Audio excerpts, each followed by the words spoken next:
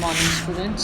सो बेटा अज अपने को टॉपिक है importance of price elasticity. Important chapter है बेटा, टॉपिक है ये, ठीक है। किसी भी क्वेश्चन के नाल बन के आ जाता है, जिवें मैथड्स ने उहदा च भी पूछ सकता है, ठीक है। किसी भी जिहड़ा है इंपॉर्टेंस के उत्ते क्वेश्चन किया जाता है।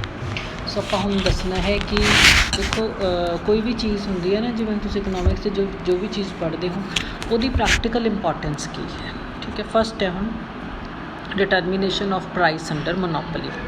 पहला मैं थानू मोनोपली का मीनिंग दसदी हाँ बेटा। मोनोपली होंदी है जिथे मोनोपोली एक सिंगल सैलर होवे, ठीक है।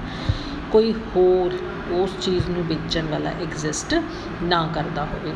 हुण सिंगल सैलर की एग्जाम्पल बेटा जे असीं गवर्नमेंट सैक्टर दे विच लैंदे हाँ तां electricity state Punjab state electricity board है जिवें, है ना। यह की है अपना मोनोपोलिस्ट है, इक्को ही जिहड़ा है वो है जित्थों मिलती है बिजली मिलती है। सो गवर्नमेंट कई बार की करती है प्राइसिस नूं जिहड़ा है वो या जिहड़ा है रेगूलेशन करने वास्ते की कर देती है, मोनोपली है उसनूं क्रिएट करती है। सो फस्ट अपने को है determination of price under monopoly. एक मोनोपोलिस्ट है वो जदों भी आपका प्राइस है उन्हें डिटरमिन करना है तो पहला वो उसकी प्रोडक्ट की इलास्टिसिटी देखता है। देखो जिहड़ा प्रोडक्ट मोनोपोलिस्ट बेच रहा है जे तो वो इलास्टिक है, इलास्टिक का मतलब है उसकी डिमांड है घट वध सकती है, ठीक है, बहुत ज़्यादा ज़रूरत वाला नहीं है। फिर वो मोनोपोलिस्ट की करूँगा तो लो प्राइस फिक्स करूँगा। क्यों लो प्राइस फिक्स करूँगा? लार्ज सेल हो जाएंगे, लार्ज टोटल रेवेन्यू आ जाऊगा। घट प्राइस फिक्स करूँगा एकदम लोग की करेंगे, उसकी डिमांड को बढ़ा लेंगे तो उन्होंने इकट्ठा पैसा मिल जूगा। जे ये उल्ट वो हाई प्राइस फिक्स कर दूगा तो लोगों ने वो चीज़ लैनी नहीं हैगी, क्योंकि वो जी डिमांड है वो उन्होंने वेरी करती रहती है।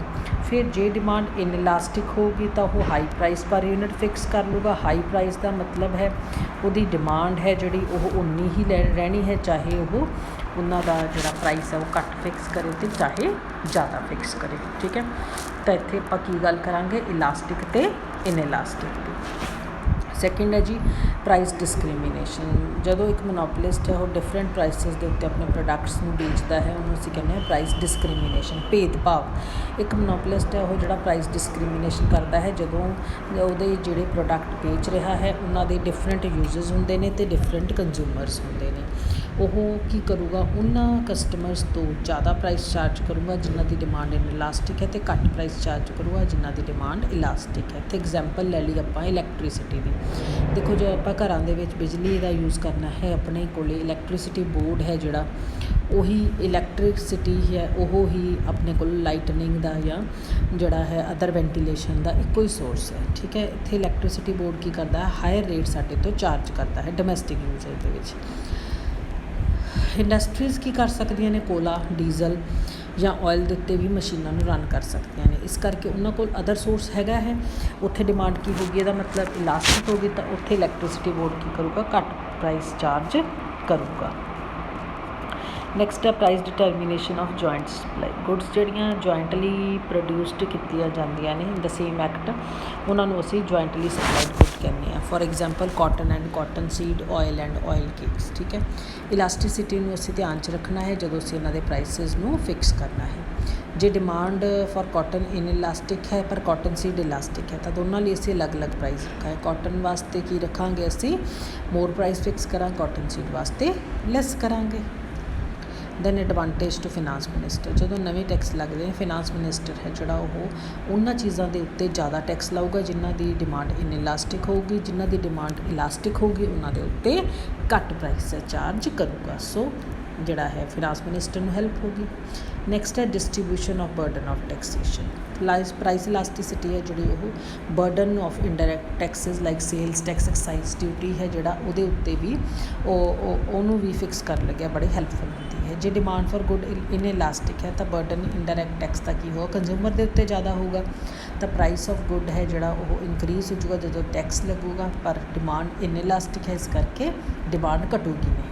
सो in this situation burden producer के उत्ते घट होगा। ऑन दी अदर हैंड ਜੇ ਪ੍ਰੋਡਕਟ ਦੀ ਡਿਮਾਂਡ ਇਲਾਸਟਿਕ ਹੈ ਤਾਂ ਇੰਡਾਇਰੈਕਟ ਟੈਕਸ ਦਾ ਬਰਡਨ ਜ਼ਿਆਦਾ ਕਿਹਦੇ ਉੱਤੇ ਪਊਗਾ, ਪ੍ਰੋਡਿਊਸਰ ਦੇ ਉੱਤੇ ਹੋਵੇਗਾ ਕਿ ਡਿਮਾਂਡ ਇਲਾਸਟਿਕ ਹੈ।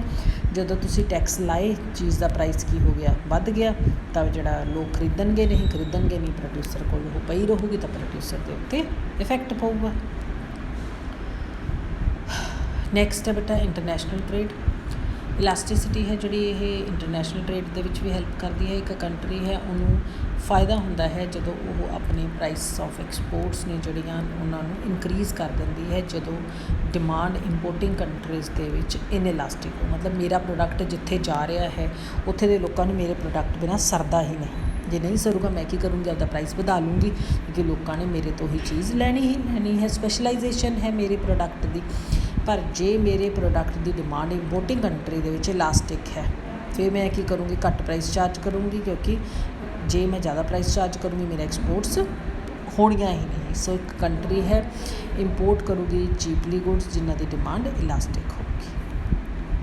ਨੈਕਸਟ ਹੈ importance for the policy of nationalisation. Nationalisation ਦਾ ਮਤਲਬ ਹੁੰਦਾ ਹੈ, ਕਹਿੰਦਾ ਇੱਕ ਪੋਲਿਸੀ ਹੁੰਦੀ ਹੈ ਜਿਹਦੇ ਨਾਲ ਤੁਸੀਂ ਜਿਹੜੀਆਂ ਇੰਡਸਟਰੀਜ਼ ਨੇ ਉਹਨਾਂ ਨੂੰ ਡਾਇਰੈਕਟਲੀ ਓਨਰਸ਼ਿਪ, ਕੰਟਰੋਲ ਅਤੇ ਮੈਨੇਜਮੈਂਟ ਆਫ ਦੀ ਗਵਰਨਮੈਂਟ ਦੇ ਅੰਡਰ ਲੈ ਆਉਂਦੇ ਹੋ। ਇਹਨੂੰ ਆਪਾਂ ਕਹਿੰਦੇ ਪੋਲਿਸੀ ਆਫ ਨੈਸ਼ਨਲਾਈਜੇਸ਼ਨ। ਗਵਰਨਮੈਂਟ ਉਹਨਾਂ ਐਂਟਰਪ੍ਰਾਈਜ਼ਸ ਨੂੰ ਨੈਸ਼ਨਲਾਈਜ਼ ਕਰਦੀ ਹੈ ਜਿਨ੍ਹਾਂ ਦੀ ਡਿਮਾਂਡ ਇਨਇਲਾਸਟਿਕ ਹੁੰਦੀ ਹੈ, ਲਾਈਕ ਇਲੈਕਟ੍ਰੀਸਿਟੀ ਦੀ, ਪਾਣੀ ਦੀ, ਟੈਲੀਫੋਨ, ਰੇਲਵੇਜ਼ ਦੀ। ਇਹਨਾਂ ਸਰਵਿਸਿਜ਼ ਦੇ ਪ੍ਰਾਈਸਿਸ ਨੂੰ ਵਧਾਇਆ ਜਾ ਸਕਦਾ ਹੈ। ਜੇ ਇਹ ਐਂਟਰਪ੍ਰਾਈਜ਼ਸ ਨੇ ਜਿਹੜੇ ਉਹ ਪ੍ਰਾਈਵੇਟ ਐਂਟਰਪ੍ਰੇਨਿਓਰਸ ਦੇ ਹੱਥਾਂ 'ਚ ਦੇ ਸਰਕਾਰ, ਤਾਂ ਉਹ ਕੀ ਕਰਨਗੇ, ਇਹਨਾਂ ਦੇ ਬਹੁਤ ਹਾਈ ਪ੍ਰਾਈਸ ਫਿਕਸ ਕਰਕੇ ਲੋਕਾਂ ਨੂੰ ਐਕਸਪਲਾਇਟ ਕਰਨਗੇ। ਸੋ ਲੋਕਾਂ ਨੂੰ, ਸਾਨੂੰ ਬਚਾਉਣ ਵਾਸਤੇ ਗਵਰਨਮੈਂਟ ਕੀ ਕਰਦੀ ਹੈ, ਨੈਸ਼ਨਲਾਈਜ਼ ਕਰ ਦਿੰਦੀ ਹੈ ਇਹਨਾਂ ਪਬਲਿਕ ਯੂਟਿਲਿਟੀ ਸਰਵਿਸਿਜ਼ ਨੂੰ।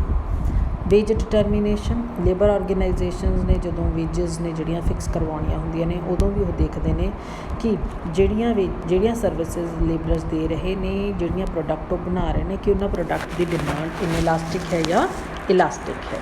If the demand for the services of the labours elastic ਹੈ ਤਾਂ ਪੋਸੀਬਿਲਿਟੀ ਹੈ ਕਿ ਹਾਇਰ ਵੇਜਸ ਸਾਨੂੰ ਮਿਲਣਗੇ।